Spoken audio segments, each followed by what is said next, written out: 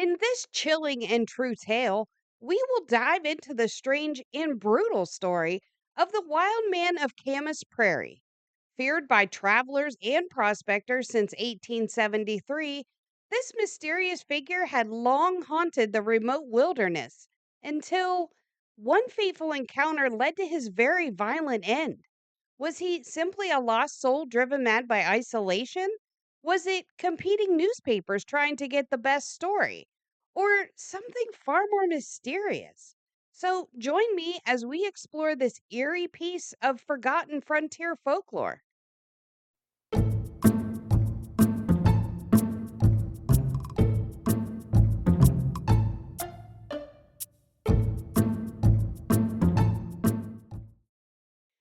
Okay, two short footnotes before we get into the story about Bigfoot being killed.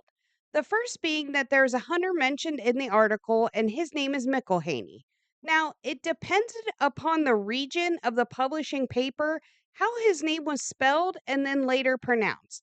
So, for the purpose of this video, I'm just going to pronounce it how it was written in this particular paper. And the second being, this is an article of a series which gained absolute nationwide attention. And along the way, it was embellished to get even more attention. So today, we'll be going over the article that appears to be the closest to the truth and eyewitness accounts. So I'm very sorry, but no Bigfoot's riding unicorns today. This is from the Fort Wayne Daily Gazette in Fort Wayne, Indiana, dated Monday morning, April 2nd, 1883, titled The Hairy Maniac of Camas Prairie Killed, from Bellevue, Idaho, April 1st. The story starts. The celebrated man of Camas Prairie was killed yesterday by some parties traveling through the prairie. While the travelers were camped in the foothills on the edge of the prairie, one of them named McElhaney went a few hundred yards from camp to kill some ducks, taking with him a shotgun loaded with large shot. When only a couple hundred yards from camp, the wild man of Camas jumped from his hiding place and, after running a short distance, stopped and looked at McElhaney through his large, clear eyes for a moment. Then, with a shriek that struck terror to the hunter and caused him to shudder as the echo resounded through the forest, the man, with the ferocity of a savage beast of the jungle, made for McElhaney so fiercely that in order to ensure his own safety, he emptied both barrels of his gun into him when he fell apparently dead. McElhaney then went to him when the strange beast began to revive, and he put his foot on the man's neck and called to his comrades to bring an axe, which they did with all possible haste. The man escaped just as they arrived, and with a pitiful groan, regained his feet and started to run. The axe was thrown at him, and as he turned his head to look back, it struck him in the center of the forehead, and he dropped lifeless to the ground. On examination, he was found to be rather tall, with full, clear eyes and an extraordinary large head, appearing to be about 45 years of age, although not a gray hair could be seen. The wavy black hair of his head hung low down onto his body, and his bushy beard was about 2.5 feet long. The body itself was also covered with a thick growth of hair about 2 inches in length, which was also black and very fine. The fingers and toenails were 2 inches long, and they resembled claws more than they did nails. He was wrapped in a long robe made of rabbit skins, which, although the tailoring on it was not a subject of admiration, it was well suited for the most bitter cold weather, and the skins were sewn together by sinews. On examining the place from which he made his appearance, it was found that he had a very comfortable bed, which was made of the soft bark of sagebrush, and it was under an overhanging rock and well protected from the wind. Near the bed were two rabbits, which most likely had been killed by stones.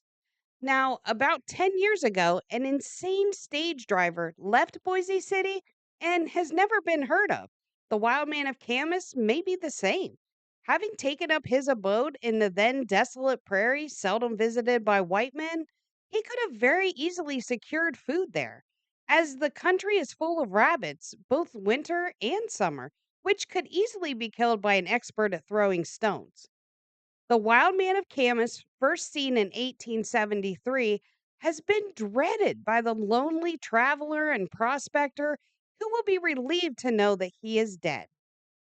All right, so this article about a Bigfoot being killed was actually written after a series of articles about the same creature in the same location. And those went absolutely bonkers. They gained massive nationwide attention, and also along the way, embellishments were added to the story. For instance, the Wood River Times published an article on October, brain cramp, sorry. I believe it's the 14th of 1882, and it was about two cowboys who saw the wild man while they were out looking for cattle after a big storm. And the description of him remains pretty consistent. They described him as tall, muscular, and broad. He had arms that hung down to his knees. Hair and beard were long and tangled, and body was completely covered in black hair. The nails also resembled claws, and he made only moans and groans and wore animal skins wrapped around his waist and his feet. But here's where it gets interesting. They claim he had two tusks that protruded from the corners of his mouth. Now, it's pretty safe to say this was an embellishment to the story. Compare old time newspapers to modern day social media influencers. They're all competing for the same space. So the bigger and quote better unquote articles got picked up by other papers and carried that story throughout the nation. For instance, one of the tellings of the story was pretty spot on to witness accounts, but it had a really cool illustration, so that was the one that got picked up. Other papers followed suit and started running the same story, but with additions like tusks. In the end, though, the basic description still fits the mold of a Sasquatch, and it also remained consistent throughout the stories in the fact of the main details. So you decide here. What do you think?